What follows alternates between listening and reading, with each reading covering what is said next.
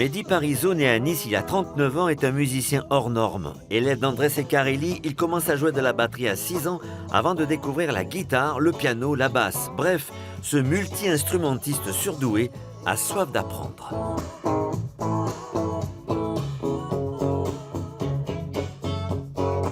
Pour pouvoir comprendre un langage global, il faut s'intéresser au vocabulaire de ce langage.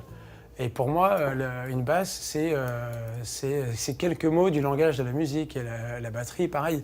Donc j'ai envie de parler musique depuis petit, donc c'est dans ce sens-là que j'avance, et parce que j'ai aussi l'impression que je ne connais encore rien à la musique et que j'ai tout à découvrir. Une curiosité, un goût de la découverte qui le conduisent d'abord à créer son propre groupe, puis à faire 2 albums dont les chansons traversent l'Atlantique.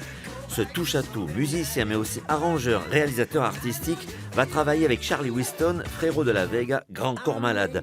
Il sera même choriste de U2 sur scène à Londres. Éternel insatisfait, un jour il met fin à ce tourbillon, il rentre à Nice.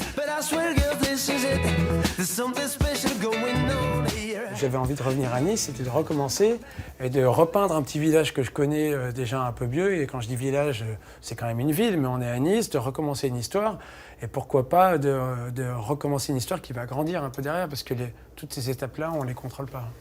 Il est revenu à Nice pour créer Diamond, un label discographique destiné à promouvoir des artistes locaux, à créer un festival et à faire vivre des scènes musicales comme celle de la Black Box au Centre Anima Nice.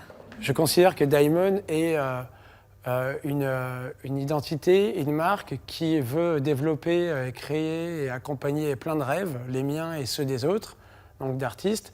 Et cette marque-là, elle se doit aussi de temps en temps de se retrouver physiquement au cours de concerts ou de festivals, des choses comme ça. Mehdi, chanteur, musicien, arrangeur, producteur de spectacles, a gardé son âme d'enfant et ses rêves n'ont pas de limite.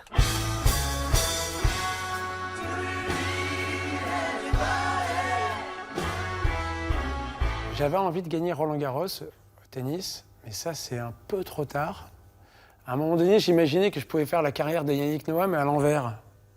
C'est-à-dire faire d'abord de la musique et puis terminer par gagner Roland-Garros. Mehdi, ou l'histoire d'un Niçois passionné de musique, un artiste de son temps.